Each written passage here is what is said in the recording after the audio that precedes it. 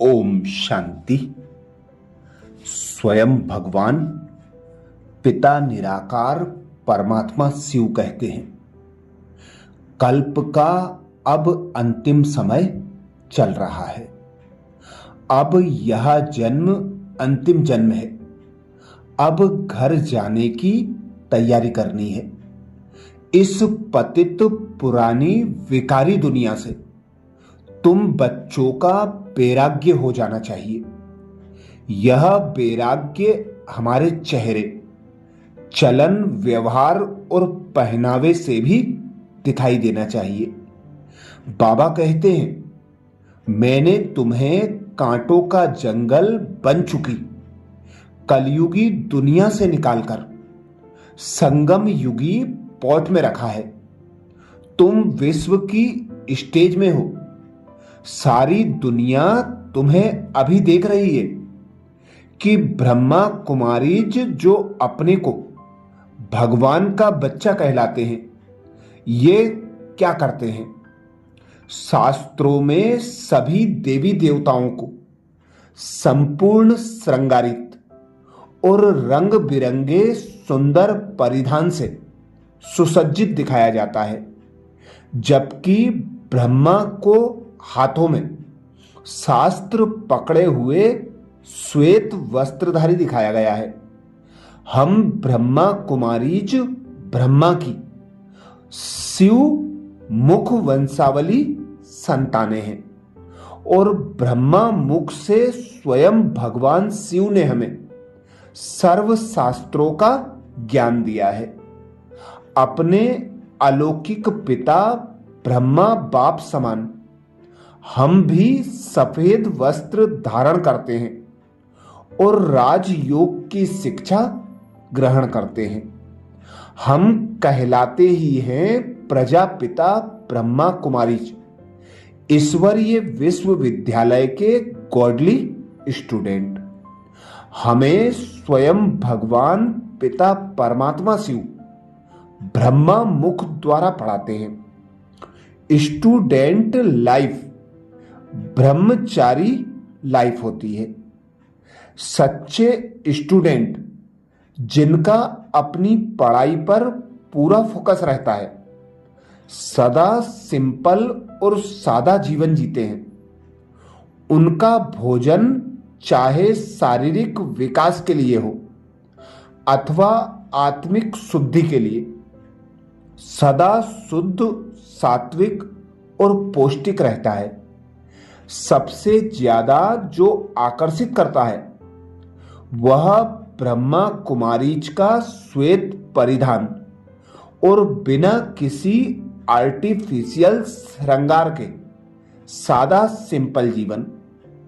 श्वेत वस्त्रों की वैल्यू को न समझने के कारण कई बार लोगों का सवाल होता है, ब्रह्मा कुमारीज श्वेत वस्त्र ही क्यों धारण करते हैं और किसी प्रकार का श्रृंगार क्यों नहीं करते। पहला कारण तो जैसा कि ऊपर हमने बताया, हम राजयोग के विद्यार्थी हैं और विद्यार्थी जीवन सादा और सिंपल ही होना चाहिए। इसके अलावा सफेद रंग की वैल्यू है कि सफेद में सभी रंग आ जाते हैं। सफेद रंग पवित्रता की निशानी है। सफेद रंग शांति की निशानी है। सबसे बड़ी बात है कि सफेद रंग कफन की निशानी है।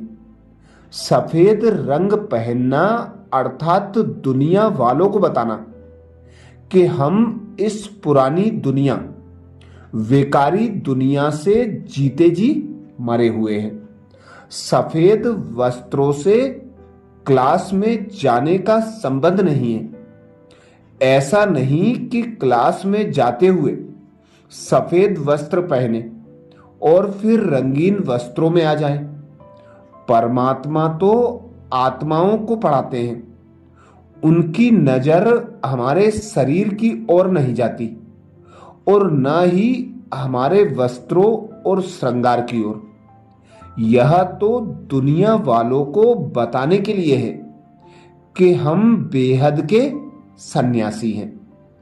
कुछ लोग कहते हैं कि शादी ब्याह में या किसी फैमिली फंक्शन में जाते हुए रंगीन वस्त्र पहन सकते हैं, जेवर आदि से श्रृंगार कर सकते हैं। यह मनमत है, श्रीमत नहीं है।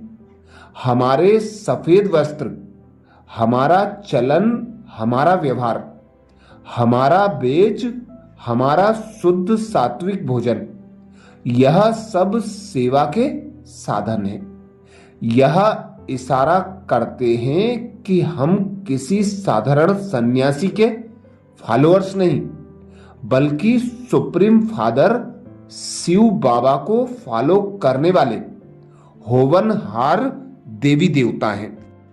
हम अभी परमात्मा शिव द्वारा ब्रह्मा मुख से गीता का ज्ञान सुनते हैं, राजयोग सीखते हैं। इसी गीता ज्ञान व राजयोग के आधार से हम नर से नारायण बनने का पुरुषार्थ करते हैं। स्वयं भगवान हमें पुरानी दुनिया अर्थात कलयुगी आसुरी रोरव नरक से मुक्त कराकर संगम युग पर लाकर यहां हमें देवीय गुण धारण कराते हैं। हमें ज्ञान और योग द्वारा संपूर्ण पवित्र पावन बनाकर पूज्य देवी देवता बनने का पुरुषार्थ कराते हैं। यही संगम युग है, जब स्वयं भगवान पिता निराकार परमात्मा शिव इस धरा पर अवतरित होते हैं। जैसा कि गीता में भी लिखा हुआ है, जब जब धर्म की ग्लानि होती है, तब तब मैं इस धरा पर आता हूं।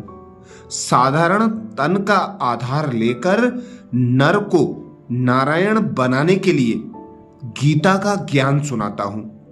इसी गीता ज्ञान से साधारण मनुष्य साधारण रहकर, साधारण भोजन कर, गीता का ज्ञान धारण कर स्वयं को नर से नारायण बनाता है। एक पिता परमात्मा की याद में रहकर स्वयं को आत्मा अनुभव कर नर से नारायण बनाता है। इस पुरानी दुनिया से, पुरानी देह से, देह के संबंधियों से स्वयं को उपराम करता है। इसीलिए स्वयं भगवान भी कहते हैं, देह सहित देह के सब संबंधों को भूल एक मुझ पिता निराकार परमात्मा शिव को याद करो। खुद को आत्मा अनुभव कर मुझ पिता निराकार परमात्मा को सर्व संबंधों से याद करो।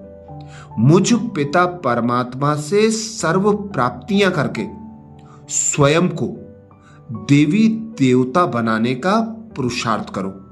अर्थात जो भी आसुरी अवगुण है, जो भी कमी कमजोरियां हैं, उसे सर्वशक्तिमान पिता परमात्मा की याद से समाप्त करो और देवीय गुणों को धारण कर स्वयं को नर से नारायण बनाने का पुरुषार्थ करो। अच्छा, ओम शांति।